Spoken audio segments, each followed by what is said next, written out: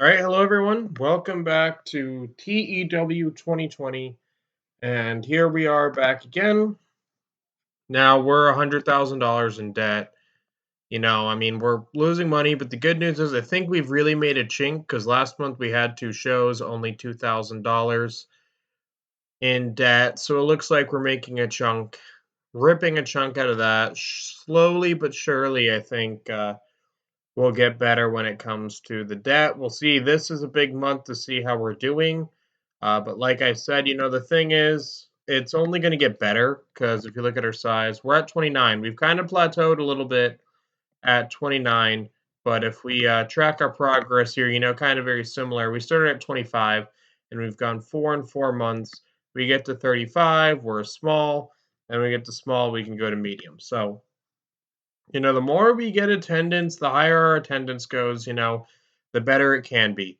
And also, we had a figurehead now here, and that is Nick Kozak. So, basically, I've been looking for a figurehead, and the goal always was I'm going to speak a little bit full, like not YouTube series wise, but as promotion as head of the promotion. The goal always was to get Nick Kozak as head of the promotion. He was the most popular guy in British Columbia. We could assign to an exclusive written contract.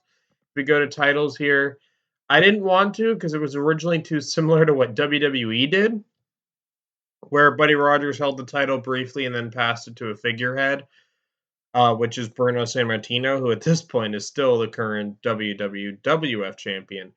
But basically, it was originally going to be Luthez, but Luthez, he walked out, and it was going to be swapped. So Luthez was going to ultimately be our first ever World Heavyweight Champion, and Luthez was going to win the Canadian and Buddy Rogers was going to win the Canadian Classic. However, that kind of changed when Luthez was going to retire, so he did everything built to Luthez's last match, crowning Buddy Rogers. Where ultimately Nick Kozak was going to win. The only issue was it happened a little bit earlier than I would have liked, with, of course, Luthez retiring and walking out. And Buddy Rogers was feuding with Tony Bourne.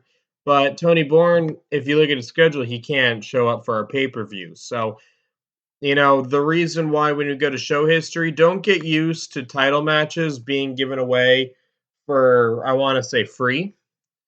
Because basically, that was just have Nick Kozak defend his title, give Tony Bourne his title shot, and then we can move forward from there. So that's why we did Tony Bourne versus Nick Kozak. Just so you guys kind of know where my head's at. If you guys are following the storylines pretty closely, I imagine you can figure out that's what it was. But, that was that. So, but the good news is I think we're starting to get cooking. If you go to our first month, the Big Bang, worst show we've ever done. But then we had CFW Live 47, 45. 51 was a great show. But then we have the Canadian Classic 1, which was another 51. So, and then compare that to this past month leading up 57. 43 was a miss. 48 was a bit of a hit, but then 56. And Luthez's last match, 52. And Buddy Rogers versus what's his name? Luthez was here. But yeah, so if you go through our major show history, which is a good way to track where things are, we are getting better. A bit of a dip for Buddy Rogers versus Tony Rogers, but CFW Live Special got a 56. You love to see it. So basically, that's where we're at right now. Sorry if the volume cuts in and out for a second. I had an itch I had to scratch, but yeah, that's everything I wanted to cover a little bit. And then if you go to our roster, let me go to our blacklist. We have two people. Like, if I tried negotiating, he just did not want to do it. And then Luthez, if I wanted to negotiate, he's retired there, but if I wanted to negotiate, he doesn't want to. So he's retired, but yeah, they just, even though he's retired, he doesn't want to wrestle anymore. I think he's upset. Ironically, because they both dropped the title to Nick Kozak. And yeah, if we go to, I wonder, because Nick Luthez was the big name, most popular wrestler. Nick Kozak is at a 49 in popularity. So that's kind of our figurehead. That's where we're at right now. And we'll see where things go from there. But, I mean, other than that, let's get into some wrestling here as we lead into CFW Live. So see you guys for the first of the 2 episodes this week of CFW Live. And give me 1 second here. Okay, welcome back. And we, of course, begin with what else? The pre-show rookie showcase, where Roddy Piper defeats Nikolai Volkov with the sleeper hold. Solid match here, and let's go on to the main show. And in the main show, Beast defeats Jimmy Snuka with a bear hug. The rating got a segment of 28. A little bit disappointed there. No red, so I don't really know what that means. But next up, yeah. So there's the road agent. I forgot to edit the road agents again, so I'm going to be doing that in the next couple episodes here when I can finally remember. But basically, Beast comes out and he says, Nick Kozak, I'm coming for you. I know I haven't earned a title shot yet, but you're no match for the Beast, so I'm issuing an open challenge. And I will come for Nick Kozak after that because I can beat anyone here. And who shows up next but Thor Hagen? So Thor Hagen basically comes out and he says, you know what, Beast, I will take you on and we'll see if you're really worthy or not. So Beast and Thor Hagen will go one-on-one at the Canadian Special Live here in a couple of weeks. So tune in next week after next week's edition of CFW Live to see that. I'm talking as the commentator, of course. I'm kind of upset here because there we go. So now we're back on track. And in a very good match, in a very good segment, the Kozak brothers come out and they basically say, I defended my title. I love being the world heavyweight champion, but I also want the tag titles that Buddy Rogers cheated us out of. Of course, I beat Buddy Rogers out of the Canadian Federation of Wrestling. So say what you will about that. However, this is also something I want. I want to be tag team champions with my brother. Of course, the Corsicas come out. We saw them last week. They basically say, hey, you want to, in French accents, I'm not going to do the French Canadian accent.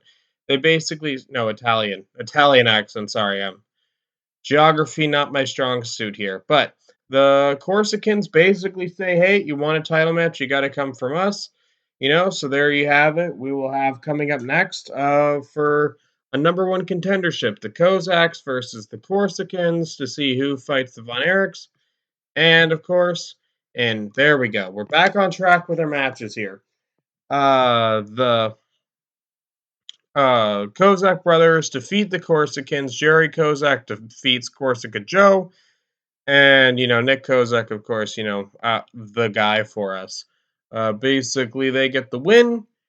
So it will be the Kozak brothers versus the Von Erichs at the next CFW live special. And then we finish off the show on another high note with the Rocky Johnson versus Gorgeous George Jr., where Rocky Johnson won by pinfall with a drop kick. So there you have it. Rocky Johnson defeats Gorgeous George Jr. once again. So mind games by Abdullah the Butcher. However, Abdullah the Butcher, he runs down to the ring and attempts to beat him down, but Rocky Johnson stands tall and sends him out of the ring, basically sending a message, your mind games are over. At the CFW live special, it will be you and me one-on-one. So there you have it. I'm a little bit nervous how the show did. Okay. Still a 48. So the upper card definitely carried it. We had quite a bit of a miss there with the Beast segments, but other than that, solid show all around. So yeah, just hang on 1 second for next week's episode in the timeline, but you will see it in this video coming up next.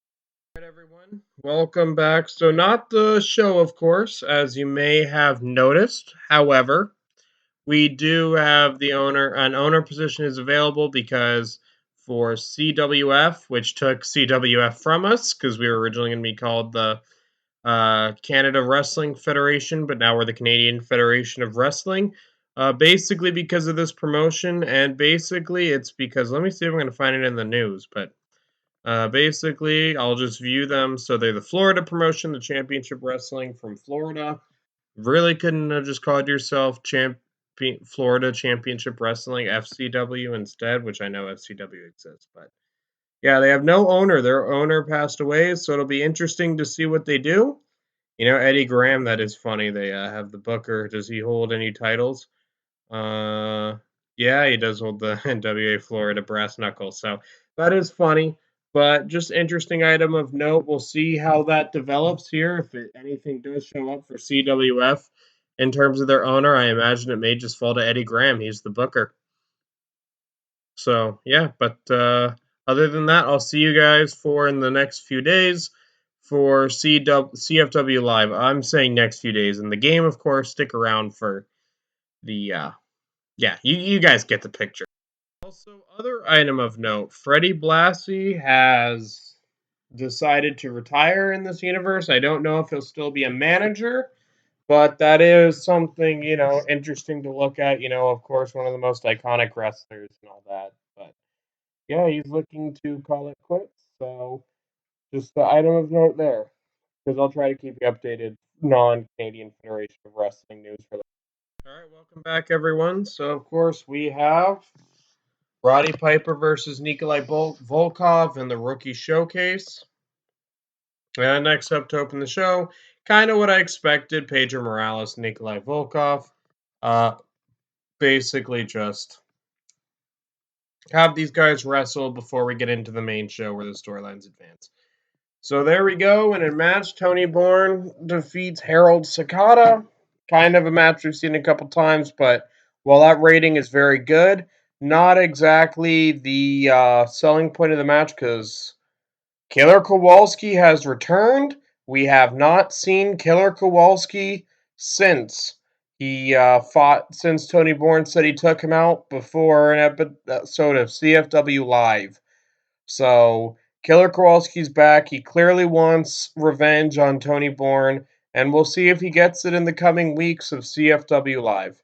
And next up, the backstage promo probably should have been scripted, but basically they're saying, hey, at the end of the day, we will win the tag team titles. Those titles belong to us, and nothing will stop us from regaining what is rightfully ours. So, strong words from the Kozaks against the Von Erichs. They did not get a fair chance, so we'll see how it goes. And then next up, in an amazing match, basically a double a tag team match between Rocky Johnson, Thor Hagen, and Abdullah the Butcher, where basically all the wrestlers kind of Rocky Johnson's rivals over the past couple months, and his help from the Ally, kind of came in.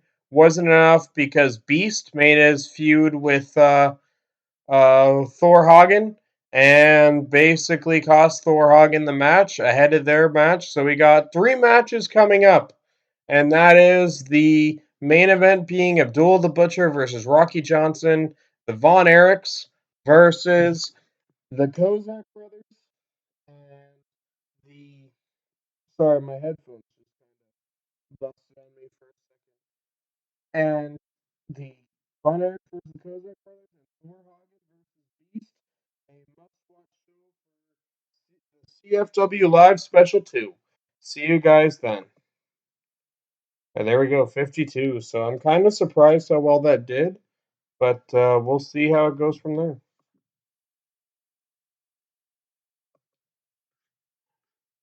And yeah, anyway, that's it for this one, everyone. While it loads into the news, thank you guys so much for watching this episode. If you guys like the content I'm producing on the channel, don't forget to hit like and subscribe and share this video. Let's get more TEW on YouTube. And we also have a hockey podcast we have on this channel, and we have two hockey shows: Hurricane Review, where we talk about the Carolina Hurricanes, and Corky's Corner, where I talk about hockey with my dad. So if you like hockey and TEW, especially subscribe, and I'll see you guys for our second edition of the CFW live special.